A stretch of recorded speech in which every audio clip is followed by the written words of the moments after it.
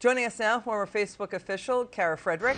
You're with the Heritage Foundation. Your reaction to that report. He's also tweeting out today, Kara, it's good to see you. Elon Musk is saying that Twitter is known for its left-wing bias. He's not standing down. He's taking the fight right to it.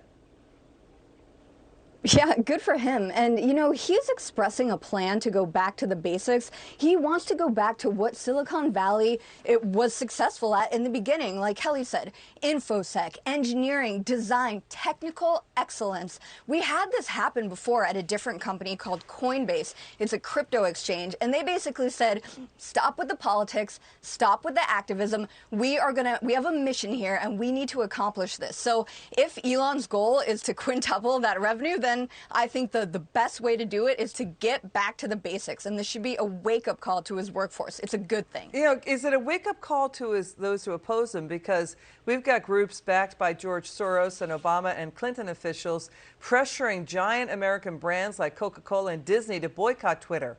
He also has to battle Biden's new disinformation czar.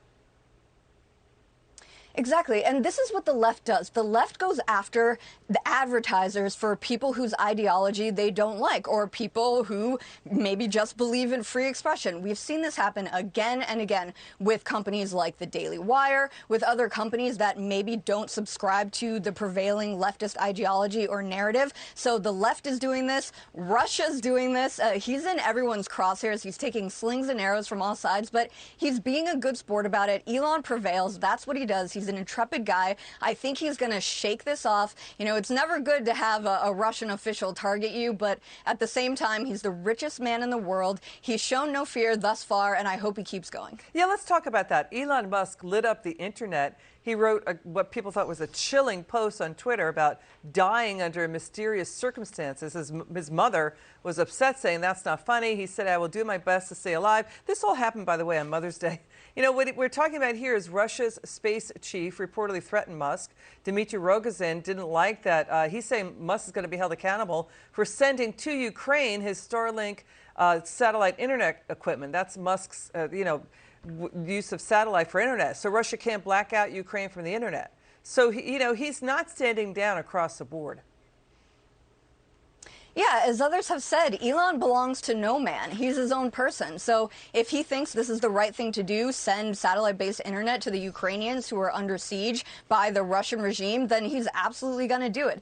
I don't think the bluster of a Russian official is going to change his mind. Again, he's protected by his wealth, his brain, his ideas, his plans going forward, and I don't think that they're going to succeed in intimidating him. Clearly, he's taken to Twitter to laugh it off. Nor is the new disinformation board going to intimidate Elon Musk. The FCC commissioner is slamming that too, saying this new disinformation board is un-American.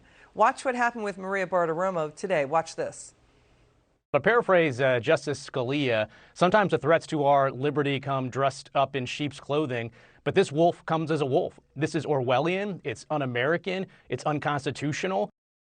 And Karen, the other thing too is, why do we need a disinformation board? We spend billions and billions of dollars every year on tens of thousands of public affairs officers inside the federal government. Why do we, and they do top spin all the time. Why do we need this new board?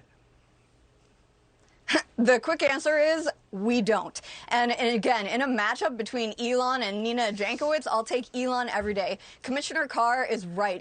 This is un-American. This is Orwellian. As Rand Paul said in that hearing with Mayorkas, the U.S. government is the biggest purveyor of disinformation. We don't need them to be the arbiter of truth. That hasn't worked out for Facebook. It hasn't worked out for Twitter, and it's not going to work out for the U.S. government. Kara, always a pleasure having you on. Come back soon, okay?